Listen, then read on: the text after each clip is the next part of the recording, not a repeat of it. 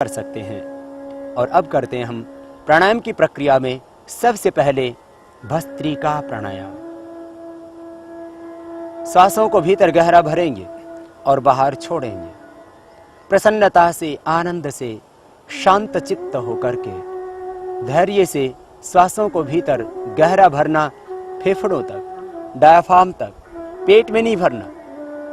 पेट में कोई भी ऐसा ऑर्गन नहीं है, कोई भी ऐसी ग्रंथि नहीं है आपके उदर के अंदर जो ऑक्सीजन को अवशोषित करती हो।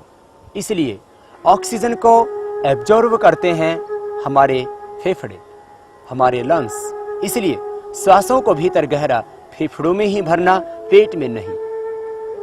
सांसों को गहरा भरेंगे भीतर, पवित्रता, दिव्यता, शक्ति, ऊर्जा, पवित्रता का आधान करते हुए गहरे सांस भीतर भरें और बाहर छोड़ें।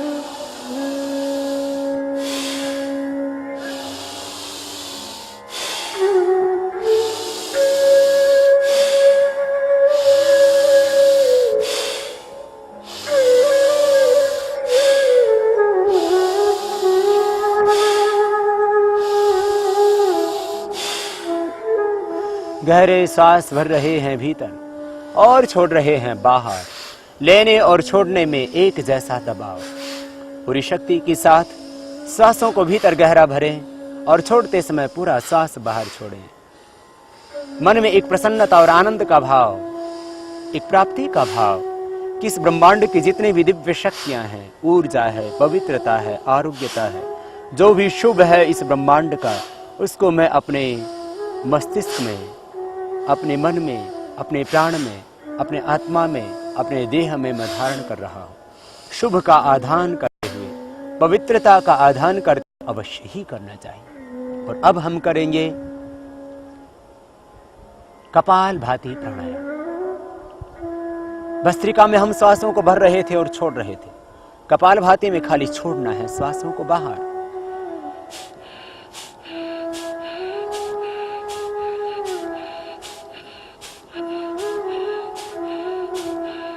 सांसों को बाहर छोड़ रहे हैं। और जब सांसों को बाहर छोड़ते हैं तो उदर का आकुंचन होता है सहज, पेट जाता है अपने आप अंदर।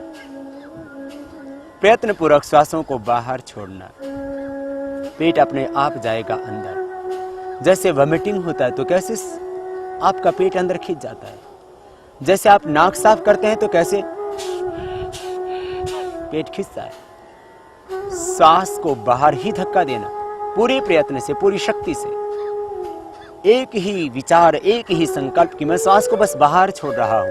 और जैसे आप श्वास को बाहर छोड़ते हैं तो पेट अपने आप जाता है अंदर। होता है कपालभाति प्राणायाम।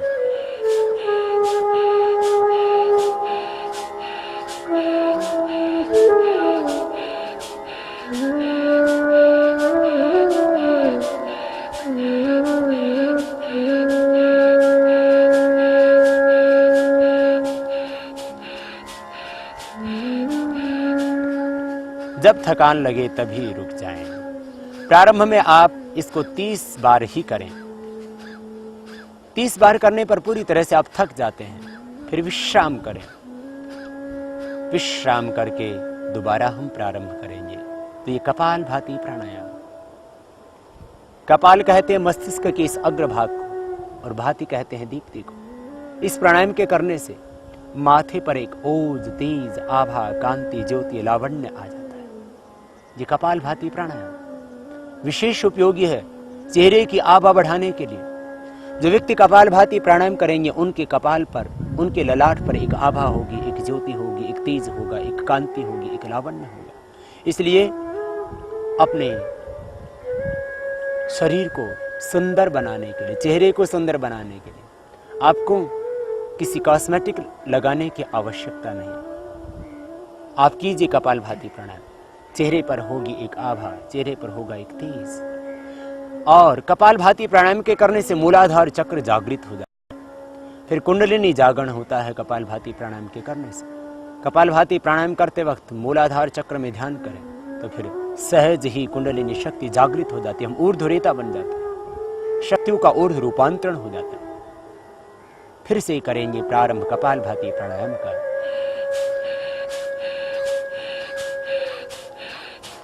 श्वास को पूरी शक्ति के साथ में बाहर छोड़ रहे हैं और मन में है एक संकल्प, एक विचार कि मेरे शरीर में जितने भी रोग हैं, विकार हैं, दोष हैं, अशुद्धियां हैं, सब बाहर निकल रही हैं। शरीर में जब विजातीय तत्व संग्रहित होते हैं तभी रोग पैदा होते हैं। आप कपालभाति प्राणायाम को करते समय मन में विचार करें कि मेरे शरीर में जितने भी टॉक्सिन्स हैं, ऑक्सीडेंट्स हैं, सब बाहर निकल रहे हैं। जब शरीर में टॉक्सिन्स रहेंगे नहीं, शरीर में जब ऑक्सीडेंट्स रहेंगे नहीं, तो व्याधियां कैसे समा सकती हैं देह में। इसलिए विचार करें, शरीर की जितनी भी नेगेटिव एनर्जी है सब बाहर निकल रही है।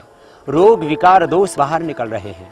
चित्त में भी जो जन्म जन्मांतरों के अशुभ विचार थे, संस्कार थे, वे सब बाहर निकल रहे हैं। कॉन्शियस, अनकॉन्शियस और सब कॉन्शियस माइंड में जो भी अशुभ था सब बाहर निकल रहा है। जब थक जाएं तभी रुक जाएं, अपनी शक्ति का अतिक्रमण न करें, फिर से विश्राम करें बीच में एक बार। जिनको हार्ट की प्रॉब्लम हो, जिनको हाई ब्लड प्रेशर हो, उच्च रक्तचाप के रोगियों को और हृदय रोगियों को मध्यम गति से इस प्रकार से करना चाहिए ये प्राणायाम।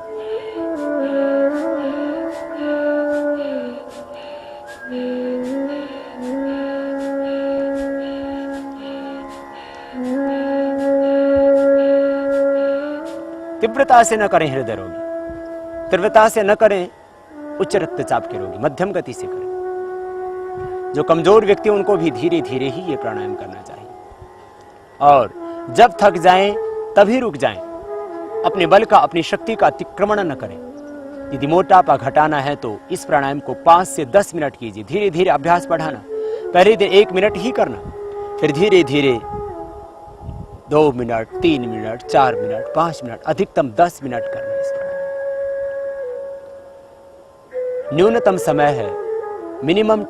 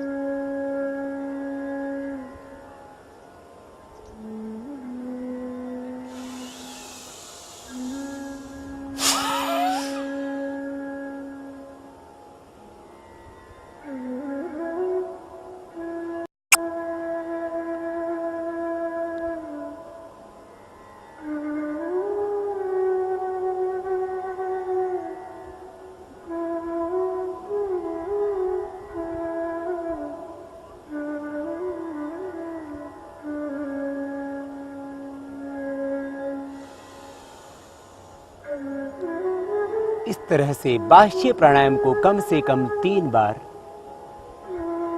से लेकर के 5 बार तक रोज करना।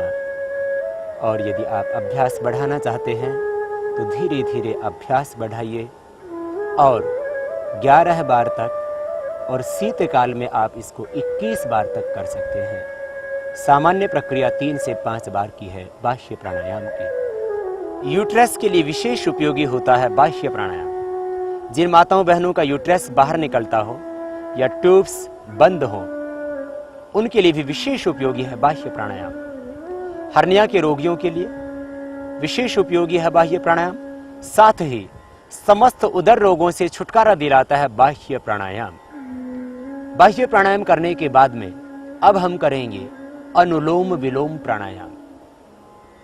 हमारे शरीर के अंदर 72 करोड़ 72 लाख 10,210 नाड़ियां हैं। उन समस्त नाड़ियों का शोधन होगा अनुलोम विलोम प्राणायाम के द्वारा।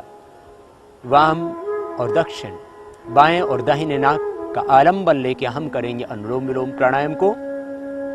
बाएं को ही चंद्र स्वर और दाहिने को सूर्य स्वर कहते हैं योग शास्त्र में। बाईं नाड़ी को इड़ा नाड़ी और दाहिनी को पिंगला नाड़ी कहते हैं। दाहिने हाथ को ऊपर उठाएं, दाईं नासिका को बंद करें, चंद्र स्वर से प्रारंभ करेंगे। इसी को चंद्र को ही गंगा और सूर्य को ही यमुना और मध्य को सरस्वती कहते। गंगा यमुना सरस्वती त्रिवेणी सब भीतर ही है। दाहिने नाक को बंद किया, बाएं से श्वास को भीतर भरे धीरे धीरे। पूरा श्वास भीतर फेफड़ों में भर गया। अब बाएं को बंद करें, बीच की मध्यमा और अनामिका उंगली से, और दाएं से बाहर छोड़ें। अब दाएं से अंदर भरें और दाएं नाक को बंद करें, अंगूठे के माध्यम से बाएं से बाहर छोड़ें। अब बाएं से लें, दाएं से बाहर छोड़ें, दाएं से लें, बाएं से बाहर छोड़ें, बाएं से लें, दाएं से बाहर छोड़ें, दाएं से लें, बाएं से बाहर छोड़ें। ये क्रमबद्धता चलती रहे।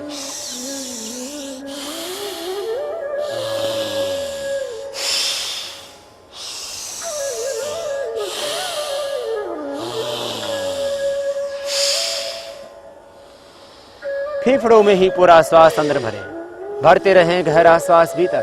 पेट में न भरे, फेफड़े फूलने चाहिए, क्योंकि कोई भी ऐसा ऑर्गन आपके पेट में नहीं है जो ऑक्सीजन को एब्जॉर्ब करता हो। एब्जॉर्ब करते हैं ऑक्सीजन को आपके फेफड़े, इसलिए फेफड़ों में भरना गहरा और छोड़ना भी पूरा लंबा, भरना भी पूरा लंबा। हार्ट की प्रॉब्लम है तो भी करना, हाई बीपी है तो पूरी तरह से ठीक होगा इसी प्राणायाम से। हार्ट के ब्लॉकेज भी इस प्राणायाम से निकलेंगे, लेकिन तीव्रता से नहीं करना, सहज होकर के करना, धैर्य से, प्रसन्नता से, आनंद से, मस्ती से, भावपूर्णता के साथ करना। और सांसों को लेते और छोड़ते समय मन में ओंकार का ध्यान करना, बीच में विश्राम करें और बाएं से श्वास को भीतर भरें और बाएं को बंद करके फिर दाएं से बाहर छोड़ दें। फिर दाएं से भरें, बाएं से बाहर छोड़ दें।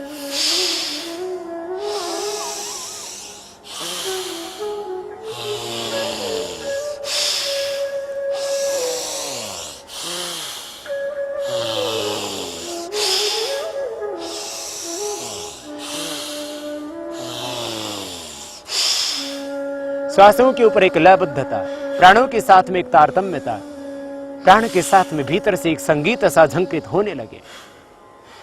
सहज होकर के, प्राण के साथ में तन में होकर के करना ये प्राणायाम, और मन में विचार करना इस ब्रह्मांड से ईश्वर ऊर्जा का वर्षण हो रहा है। चारों ओर से ईश्वर का आनंद, ईश्वर की करुणा, ईश्वर की ज्योति, ईश्वरी दिव्य ज्ञान का वर्षण हो रहा है। दिव्य ज्ञान की संप्रेषणाएं हो रही हैं।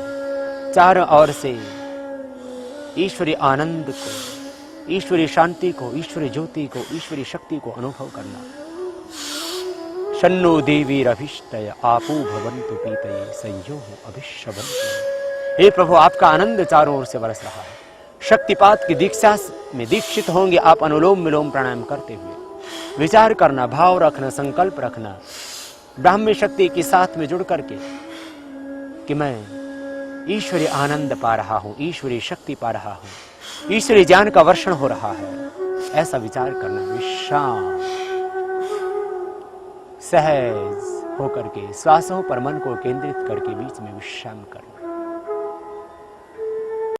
उन्होंने मोक्ष को पाया। आइए हम भी ओंकार का नाद करेंगे, भ्रामरी प्राणायाम करेंगे। दोनों हाथ के अंगूठे कानों पर लगाएं, श्वास को पूरा अंदर भरें।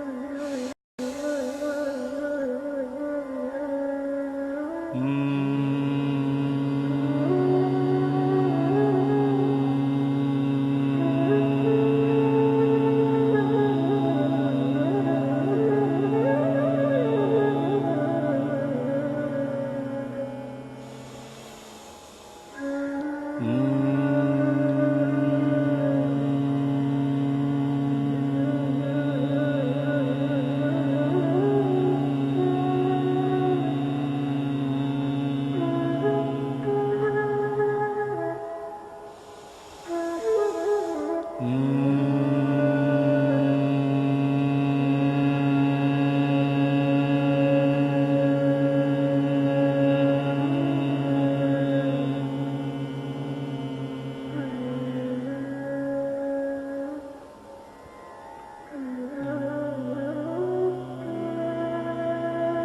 ब्राह्मी प्राणायाम तनाव से मुक्ति पाने के लिए, हर तरफ व्यक्ति को तनाव है, चिंता है, भय है, आशंकाएं हैं, अविश्वास है। तनाव 3 ही कारणों से मुख्य रूप से होता है। व्यक्ति को अपने शरीर की व्याधियों से तनाव हो जाता है, स्वयं के कारण से तनाव, अथवा अपने संबंधियों के कारण से तनाव, या अपने व्यापार से तनाव। किसी भी तरह का तनाव है, आप ओंकार का नाद में इस तरह से भ्रमर की तरह ध्वनि करते हुए भ्रामरी प्राणायाम कीजिए। तनाव से पूरी मुक्ति मिलेगी आपको। आओ उस ब्रह्म के साथ में तदाकार होकर के बाहर भीतर दाएं बाएं ऊपर नीचे उसी ब्रह्म की शक्ति और सत्ता का अनुभव करते हुए ओंकार का जाप करें। सांस को गहरा भरते हुए और पाएं समस्त दैहिक और मानसिक रोगों से छुटकारा, और जोड़ें अपनी चेतना को वैश्विक चेतना से, आत्मा को विश्वात्मा से।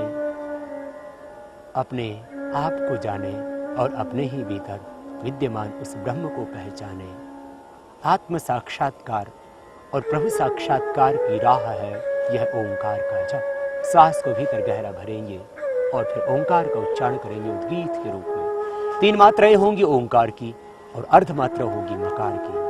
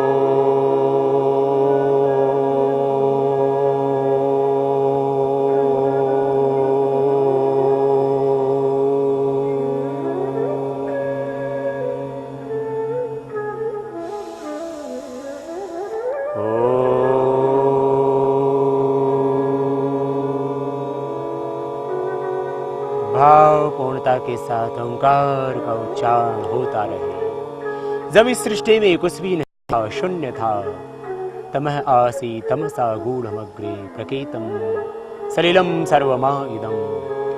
जब कुछ भी नहीं था ब्रह्मांड में, उस समय भी केवल एक ओंकार था। जब सब कुछ प्रलय हो जाता है, कुछ भी शेष नहीं रहता ब्रह्मांड में, उस समय भी केवल एक ओंकार ही शेष रहता है। इसलिए सारा ब्रह्मांड ओंकार में है, ये पिंड भी ओंकार में है। आप अपने देह को देखेंगे ऊपर से, इन भ्रुवों की आकृति ओंकार में है, नासिकाओं की आकृति ओंकार में है, होठों की आकृति भी ओंकार में है, ठोड़ी की आकृति भी आप बच्चे की भी देखेंगे तो ओंकार में ही मिलेगी, कानों की आकृति भी ओंकार में है,